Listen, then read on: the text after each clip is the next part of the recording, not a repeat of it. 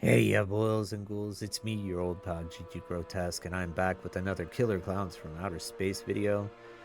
I wanted to start doing a small little series on the different classes of clowns, their strengths, their weaknesses, talking about their stats, some of the weapons that are really good to be using with them, some of the tricks that are good to be using with that particular class, as well as in the future going to be doing the same with a humans kind of guide video too. Today, our feature is the tank class, which you guys might know as Chubby from the movie Killer Clowns from Outer Space. And yes, that was the name of this particular clown in that movie. So, without further ado, let's just go ahead and get into some of the things here that this class itself has to offer. Now, this is a very powerful class that has some serious limitations, but it's not that bad. The first thing that you can kind of notice here is the health bar of this clown. Now, both humans and clowns like have 5 bars for their health bar, but only like the humans only have 3 of those health bars shaded in, and clowns range anywhere from 2 to 4, with the tank class being um, number 1 with the most amount of health at 4 bars. There is no clown whatsoever that has 5 bars in health, just 4 being the max with Chubby here. Now, with that being said, even though he has all this health that makes him really tanky, it's really good for group fights and stuff like that, which we'll see in some gameplay soon. His stamina is kind of moderate. Now, stamina is how long you could run for, and he can run for just like a moderate amount of time. He's kind of mid in that department, which leads into his movement speed being kind of super slow. Now, stamina, I think the highest ones with stamina are like the tracker and the ranger. They have the most amount of stamina. And movement speed, I think Shorty has the greatest amount of movement, which this particular clown has very low movement rate, so it's easy for humans to lose him in a chase, in a foot race. He's not going to make it. He's not going to last very long. He's not very fast. So those foot chases and stuff like that make it very hard. Make it very hard for him to stay competitive in a chase. But what he lacks in his stamina and his movement, he makes up for in, of course, strength. Now, strength is how much damage how much damage this clown can do to both barriers, objects, how fast they move whenever they're carrying cotton candy cocoons, how far they can throw the cotton candy cocoons, and how much damage that they can do to humans whenever they are hitting them with melee weapons. So his strength is the highest. He is a brute. It is not okay for them to go toe to toe. And if he loses a human in a chase, his senses is really high, which you would think that the tracker would have the highest senses, but no, the tank has the highest senses, and the senses is their ability to see sound that the humans produce at different distances. So the higher the senses, the greater the distance he can view the sound being made by humans as they're running or interacting with objects and things like that. So it is very cool to have that type of thing. Now, his senses allows him to be kind of productive, but he is still in need of range. So for his weapons, I normally use laser beamer, which 2 shots from the laser beamer, cotton candy gun, normally cocoons any human, and it has a good range too. So if you are in chase, normally 2 shots from this, if you hit with both, will normally do the trick whenever chasing down humans. Sometimes it takes 3, but it's really not that bad. And then a melee weapon that I like to use is the Gobstopper Flail. Now, the Gobstopper Flail is a really strong melee weapon that has a good range on it. So whenever you are fighting with the humans, you can, they can try to outrange you because you're running out of stamina.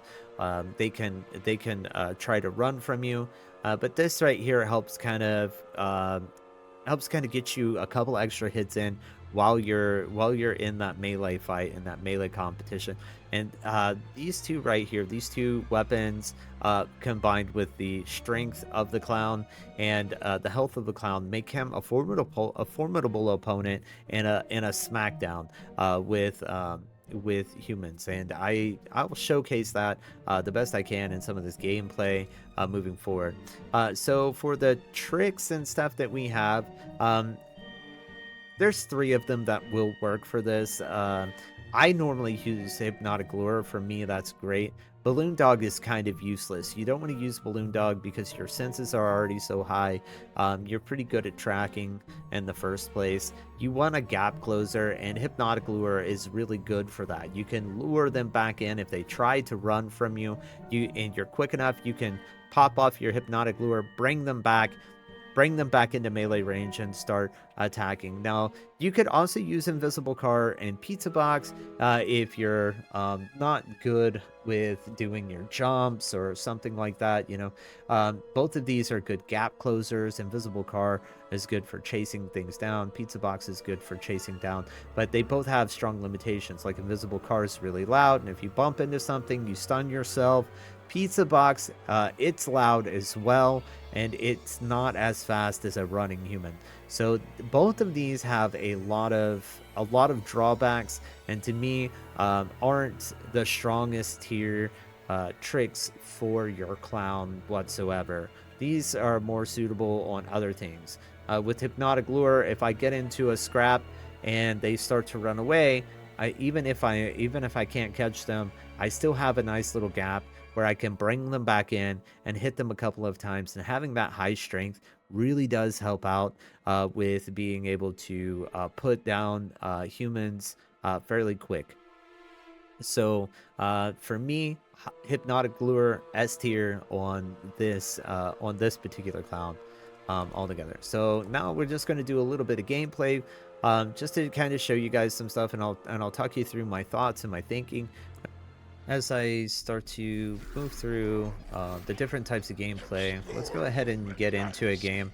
So coming into this game just right off the bat, the first thing I do, because clowns are so weak at the start of a match, I automatically just start finding cocoons. And you see how far I threw this cocoon. You gotta kind of be careful whenever you're using the tank class and throwing cocoons, because sometimes the cocoons can get stuck in the environment. It's just a sad part of it. But I threw that cocoon pretty fast, and as you can see, I'm moving fairly quick, or a lot quicker than the other clowns whenever I'm picking that up and going over to the generator. As a matter of fact, like whenever you're playing this particular class, it goes really quick, especially if you're focusing on cotton candy cocoons. You can really load up 16 of these really fast if you're pretty good about understanding where they're at. Now here you can see I am in a match that it's early in the day whenever I was recording this, so I'm in a match with a lot of bots, and I am 2 shots, boom. This bot is already in a cocoon. I missed it the first couple of times. I don't use aimbot like some other players do, especially like console players or anything like that. I'm kind of all natty whenever it comes to that kind of stuff, and having vision impairment does hold me back a little bit. But for the most part, you can see that it's fairly strong. We can get there, and we can do it. Here I hook up my 3rd one. I'm getting ready to go do my 4th, super quick. And as you can see, you see the... Oh, let's change the direction. We can see a bot running around here. And I know that they're a bot because this game is just full of bots at this point in time. But here we have this bot. I seen the noise from a good distance away. Because my senses is so high on this character, it was just easy for me to see, and I can see that chased for a while. So now I know, okay, I'm going to jump a little bit further, and I'm going to outpace them with my jump, And I'm going to find them over here. You see, I could see the sound here. They're just making sound as they move through. They're not really running. But instead of having to chase them down, we just a couple of shots there and they're done. And we finish them off with a clownality. Bots in this game are easy to hunt down. I trust me, it's a little bit harder to hunt down really good players, but sometimes it just happens like this, where it's early in the day and not a lot of people are into lobbies, so you get a lot of bots in the game. But you'll get to see me throw down with a player here in a little bit. We have kind of a standoff. A good thing about this gun here is that it does cotton candy up objectives fairly quickly. 2 shots, it's normally done. Let's go over here to this house. I was gonna load up that one cocoon, but I want to show you guys the damage that this particular class does to doors and stuff. I always bust these out so it forces players to jump through them and they get damaged anyway. That's kind of a thing. So again, moving fairly quickly. Here I'm gonna toss this because this guy wants that cocoon really bad, so I'm gonna give it to him. There you go, buddy. Go chase it. Have fun with it. You threw it. See, I throw it very far. You just gotta understand that this particular class throws them so much farther than the other ones. Really good at collecting cocoons, and cocoon objectives are super good. Period. Just a good way to get things done.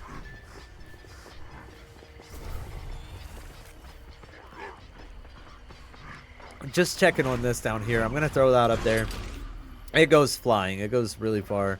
The cotton candy is still on the boat, so I'm just gonna go ahead and pass that up and just keep doing objectives. Now I know that there's probably five or so bots that were in this lobby to begin with, so there were only like 2 to 3 actual players. Now see, that bot was running pretty far past me. I managed to get my lure in, my hypnotic lure in before I could actually get away. I was pretty quick with that. I hit the hypnotic lure, got him a dream in. I would have kept going, but the other clown was shooting me in the back, and for some reason the cotton candy blast was just messing me up. Like, I wasn't able to react very well. I don't know if it's like some sort of collision thing or what, but here's another bot right here that got caught. And you just gotta keep going. You've got that little bit of a reach there, and he goes down too. So we get a couple of good kills in right here, just on this, just on these bots that are just running around. But it's not about. I'm not trying to show you like a pretty awesome gameplay here. All I'm trying to show you is how good these abilities are, or these weapons are, with this particular clown skill set. Again, super good at just destroying objects that would be in the way. I like to bust a lot of doors. I like to bust a lot of windows while I'm in a game, and that way it kind of keeps the players from locking you out of places. It kind of also forces them to damage themselves if they have to. So here we have this guy running. I missed him there with the cotton candy, but I jump over just in time. I know that there's a clown here, so I'm gonna land here. That clown in particular is gonna catch them on that side, and then we're just gonna move back into doing our thing here. So going back to cotton candy, collecting the cocoons, getting that work done. And here I see another bot just chilling. We're gonna shoot him once, and then you can see he's lit up. And it took 3 that time for this one in particular.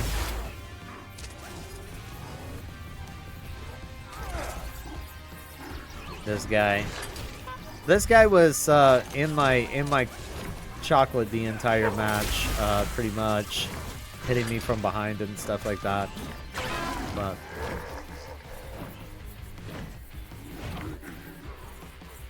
I knew that hit was coming too, so I was like trying to show him my distaste.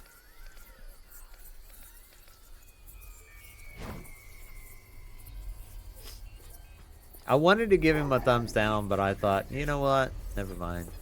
I'm not gonna be that toxic player today, because I'm sure that he's just having fun and having a good time. So I think that I need to remember that sometimes too, that this game is fun, and as such, it should be fun, and people should have a good time when playing. So being toxic and treating people like dog water is not a good thing.